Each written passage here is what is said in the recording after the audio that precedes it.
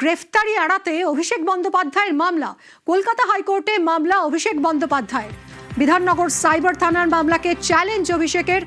শুনানি চেয়ে দৃষ্টি আকর্ষণ অভিষেকের আইনজীবী। আগামীকাল হাইকোর্টে মামলার শুনানি। বিচারপতি সৌগত ভট্টাচার্যের বেঞ্চে শুনানি। কথা বলবো অর্ণব আমাদের প্রতিনিধির সঙ্গে।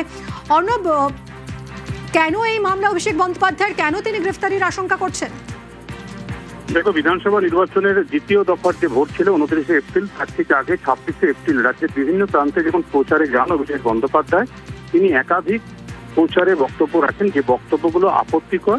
এই মর্মে বাগুইআটির এক বাসিন্দা বিধাননগর সাইবার থানায় একটি অভিযোগ দায়ের করে এবং সেই অভিযোগের ভিত্তিতে তিনি যেভাবে প্ররোচনা দিয়েছেন এই অভিযোগ, হুমকি দিয়েছেন এই অভিযোগ, তাতে বিএনএস বা ভারতীয় ন্যায় সংহিতার 4টি ধারা এবং জনপ্রতিনিধিত্ব আইন 1951 অনুযায়ী 2টি ধারায় অভিযোগ দায়ের করা হয়েছে এবং এফআইআর হয়েছে।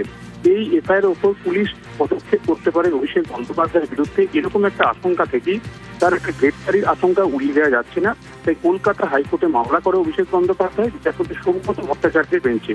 আজকে মামলাটি দৃষ্টি আকর্ষণ করে তার আইনজীবী অর্ক নাথ তিনি জানান, এই মামলাটির শুনানি প্রয়োজনীয়তা রয়েছে এবং জরুরি শুনানিরও প্রয়োজনীয়তা রয়েছে।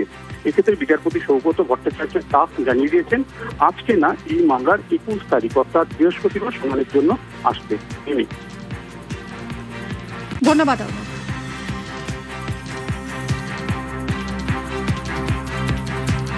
গ্রেফতারি এড়াতে এবার হাইকোর্টে অভিষেক বন্দ্যোপাধ্যায়। কলকাতা হাইকোর্টে মামলা অভিষেক বন্দ্যোপাধ্যায়। বিধাননগর সাইবার থানার মামলাকে চ্যালেঞ্জ অভিষেকের। শুনানি চেয়ে দৃষ্টি আকর্ষণ অভিষেকের আইনজীবী। আগামীকাল হাইকোর্টে মামলার শুনানি। বিচারপতি সৌগত ভট্টাচার্যের বেঞ্চে শুনানি।